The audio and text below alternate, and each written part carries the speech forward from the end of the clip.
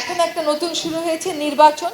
নির্বাচনের জন্য ম্যাডাম এটা হবে না, এটা কিন্তু কোনো কথা না। নির্বাচনের জন্য আমরা প্রাত্যহিক দৈনন্দিন সব কাজ করছি না, তাহলে এইটাকেও আমাদেরকে আসলে তদারকিটা করতে হবে। আমরা বলি প্রকৃত মৎস্যজীবীরা জলাশয় ইজারা পাবে। এখন প্রকৃত মৎস্যজীবীরা কি ইজারা মূল্য দিয়ে খাল এগুলো ইজারা নিতে পারে? সেটা তো একটু চিন্তা করে দেখার ব্যাপার আছে। এবং এই জন্যই কিন্তু প্রশাসনকে বিকেন্দ্রীকরণ করা। এই যে বলা হয় ডিসি অফিস এটা জানবে, ডিসি অফিসের অধীনে যারা ইউএনওরা আছেন তারা জানবেন যে এই এলাকার প্রকৃত মৎস্যজীবী কারা। প্রকৃত মৎস্যজীবীরাই যেন এই খালগুলো পায়, সেটাই আসলে আমাদের দেখবার অন্যতম গুরুত্বপূর্ণ দায়িত্ব। নীতিতে সে কথাটাই বলা আছে, কিন্তু আবার ইজারার বিধানটা এনে দেওয়ার কারণে কিন্তু অনেক সময় প্রকৃত মৎস্যজীবীরা পাচ্ছে না।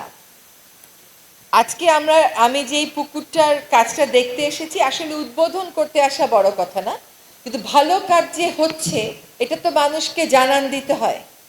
এই যে 44টা পুকুর খননের উদ্যোগ শুরু হয়েছে, আর এটা প্রথম পর্যায়ে, দেখবেন লেখা আছে প্রথম পর্যায়ে, কারণ আমাদের উদ্দেশ্য ছিল দ্বিতীয় পর্যায়ে আমরা আরো কিছু পুকুরকে অন্তর্ভুক্ত করে নেব।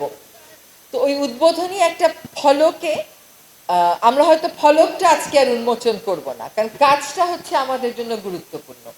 যে এলাকার মানুষকে সম্পৃক্ত করে সরকার একটা কাজ শুরু করেছে, এবং এটা দেখবার দায়িত্ব আপনাদের। সরকার ঠিক মতন কাজ করে কিনা এটা দেখবার দায়িত্ব আপনাদের।